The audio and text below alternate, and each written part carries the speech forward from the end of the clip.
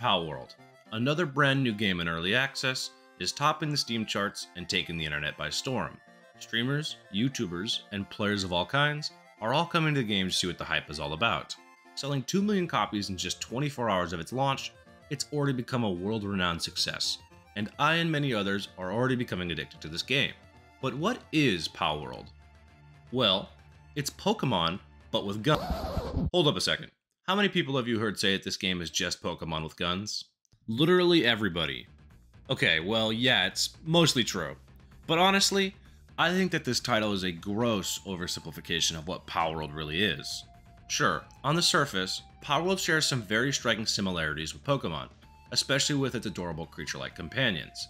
However, reducing it to just Pokemon with guns doesn't do justice to the depth and complexity that Palworld offers. First, let's address the elephant in the room: Pals and Pokemon. Probably the biggest controversy of Palworld is that Pals are just a direct ripoff of Pokemon.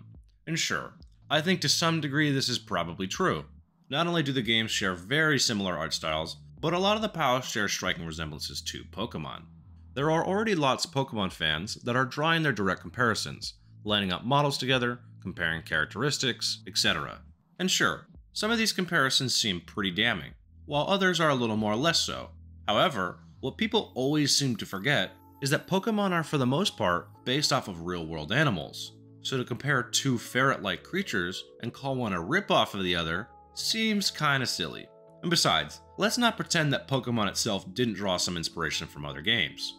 If we're really breaking it down, one could argue that a lot of the Pokemon we know are inspired by creatures from Dragon Quest. Look, at the end of the day, we could sit here and draw comparisons and theorize all we want. But the fact is, despite the many videos which seem to think otherwise, Palworld devs have not received any legal action from Nintendo at this point. And come on, if Nintendo could, they would have already sued, which means there's not enough legal backing to make a case against Palworld. The absence of such legal challenges suggests that at least from a legal standpoint, Palworld stands on its own. But let's move beyond the controversies and get into what makes Palworld such a unique experience. Firstly, character creation is hilarious. The stuff you can do to your character is really something else. Whether you want to make a decent looking person or a total abomination, the choice is yours. Then, once you make your character, you will then wake up into the beautiful world of Palworld. Now let me start by saying that unlike Pokemon, this game is first and foremost a survival game. That means you need to eat, gather resources, and build shelter to survive the environment. As you progress through the game, you will gain experience, in turn leveling up, where you can then boost the stats of your character. The stats being things like health, stamina, work speed, carry weight, the whole shebang. You also gain technology points, and the ability to research new and varying technologies. These technologies could be anything from tools like pickaxes, axes, torches, to more insane weapons like assault rifles and rocket launchers. Honestly, the way the whole survival aspect of the game is implemented, it reminds me of a lot of Ark Survival Evolved for anyone who's played that. That said, it already has the making of a decent survival game, but what really makes the game so much more interesting is the Pals. Palworld takes the familiar concept of creature companions and elevates it to a whole new level. These aren't just pocket monsters you collect for the sake of battling one another. They're integral to your survival, base building, and overall progression in the game. Let's take one of the very first pals you meet, Lamball. This cute and cuddly pal will probably be one of the first things you catch in-game. And this is where one of the more controversial aspects of the game comes in. If you actually want to catch him, you will need to hurt him to the point where he is low enough to catch with a Pal Sphere. And to do that, well, you're gonna have to beat him a little bit. Nothing says friendship like beating it to death and then forcing it to do whatever you want. Though, nothing says you have to actually capture it. You can totally kill it if that's what you want to do. Regardless of whether you choose to capture or kill a Lamball, he will provide you with wool, which is used to craft armor, and mutton, which you can eat to stave off hunger. Likewise, every pal drops some kind of resource which will help you survive. But there's way more to it than just that. One of the biggest aspects of Palworld is building a base where you can sleep, gather resources, and craft all your gear. The best part of building a base, though, is that once you've built your first pal box, you can then assign pals to stay at your base. These pals will then act as slaves, workers, that will work different jobs around your base.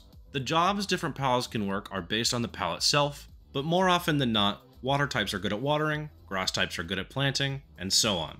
This whole concept is such a game changer in the survival genre. And yes, I realize other games have already used the idea, but the way this game lets you automate gathering certain resources is super nice. And sure, gathering resources yourself can sometimes be enjoyable, but having your pals work lets you enjoy some of the other awesome aspects of the game while you still gain resources. And of course, like Pokemon, you can throw out your pal and face other pals in combat. However, unlike Pokemon, this isn't a turn-based RPG. In Palworld, you're actively immersed into the combat and can help your pal in any way you can, and it's fair to say that anything goes. That includes pulling out a gun and shooting pals to help capture or kill them. But pals also have one other use for them. You see, every pal has a special innate ability called a partner ability, which you may or may not have to craft something to use. In Lamball's case, you can use him as a shield to protect you from damage. Just look at how happy he looks. Partner abilities differ heavily from pal to pal. One pal might increase your carry weight, while another might let you ride on its back, firing off mounted grenade launchers, absolutely decimating anything and everything in your path. Which is absolutely awesome, by the way. With over 100 unique pals in the game already, there's all kinds of crazy abilities and pals to choose from. And honestly, the game does a pretty good job at incentivizing you to actually catch all of them. Not only are you completing the pal deck, but you also gain bonus XP for catching the first 10 of each pal. This is one of the fastest ways to gain XP in the game, so I encourage everyone to catch as many pals as they can over killing them. Plus, as your base expands, you'll have more jobs to fill, and some pals are better than others, so it's important to catch as many workers as you can. Speaking of catching, pals actually aren't the only thing you can catch. There are human NPCs in this game, both friendly and unfriendly, and if you really want to, you can actually catch them too, although the game does say it's a bit inhumane. Just be careful attacking friendly NPCs though, as just like in GTA, you'll become wanted for committing crimes. Yeah, there's a wanted system in Palworld, and it's honestly crazy they even went through the trouble of implementing it for this type of game. Another system in this game that's pretty impressively fleshed out are pal eggs. Pal eggs allow you to hatch different kinds of pals using incubators. These eggs can be found in the wild, pretty much anywhere you could think of. I've found that a lot of them are generally in nooks and crannies, or up on cliff sides. The type of egg you find differs pertaining to the different pal types, and the environment you find them in is most of the time largely reflective of the pertaining type. For example, I found a lot of scorching eggs in the volcanic region of the game. And not only can you find pretty much any kind of egg out in the wild, you're also able to obtain pal eggs in one other way. Back at base, once you reach level 19, you can build what's called a breeding farm and start breeding different pals together. The crazy part is that you can breed any two pals together as long as one is female and the other is male. Apparently, there's about 19,000 different breeding pair combinations, so there's a lot to be explored with the breeding system. Of course, some people have already made spreadsheets for all the different combinations, so if you really want something specific, I would check one of those out. One other thing this game has going for it is the exploration side of the game.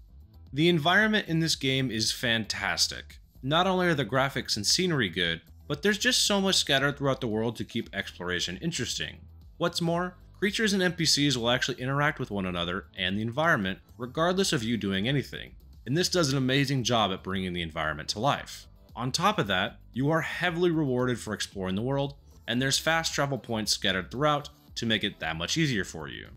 As you explore this rich and dynamic world, you'll find plenty of chests, eggs, and of course, new pals to catch, including boss pals.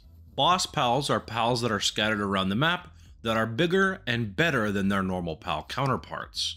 And just like normal pals, they can be caught and used for whatever you'd like. These bosses can be found just out in the wild, or sometimes in their own little dungeon. And speaking of dungeons, there are also caves you can explore that act like their own little isolated dungeons, with a random boss pal at the end of each one of them. There's also tower bosses, which you technically aren't supposed to catch, that are a fun little raid boss that you and your friends can engage against. Speaking of friends, the multiplayer in this game is great. Normally you can co-op with up to 4 people, but if you make a server on the Steam version, you can have up to 32 people total, which is pretty dope if you ask me. I mean, the single player for this game is already fantastic, but multiplayer just adds that extra bit of flavor to make the game even better. And that's Palworld. Honestly, for an early access game, it's already pretty well polished. You could tell that they put a lot of thought into the making of this game. So, as a quick recap, Palworld is a multiplayer third-person survival game where you catch pals to help you build a base, survive, and explore the world. It has a lot of dark undertones, especially with the way you attack pals, butcher them, and put them to work. Oh, and you can't forget, there's lots of guns. Comparatively, Pokémon is a game where you catch Pokémon to battle other Pokémon, and that's essentially the main gameplay loop, with some extra stuff sprinkled along the way. And that's how the main game series has been for almost 30 years. Now, don't get me wrong, I have loved Pokémon, especially as a kid. The memories I have of playing Pokémon Blue on the Game Boy Advance is something I'll cherish forever. But we gotta be real with ourselves. Nintendo has had a monopoly on this type of game for far, far too long, and has gotten pretty lazy with a lot of their newer games. And that's not to say their new games are necessarily bad, but come on, the graphics and environment for Scarlet and Violet make it feel like a Nintendo DS game. So for all those diehard Pokemon fans out there that made it this far, listen closely. It is a good thing that Pokemon finally has some competition. This will encourage them to make the series even better than what it is. Either way, I personally have had way more fun with Palworld than any other recent Pokemon games. The addition of the survival aspects into the game really expanded upon the monster catching concept and created a truly amazing game for me. Rather than simply Pokemon with guns, I think it's probably more accurately Ark Survival Evolved but with Pokemon. Regardless, the Pokemon with guns comparison might grab attention, but it's essential to recognize Palworld as a standalone experience that pushes the boundaries of its genre, offering players a captivating adventure that goes beyond mere pocket monster battles. Thanks for watching, and I wish you all the best.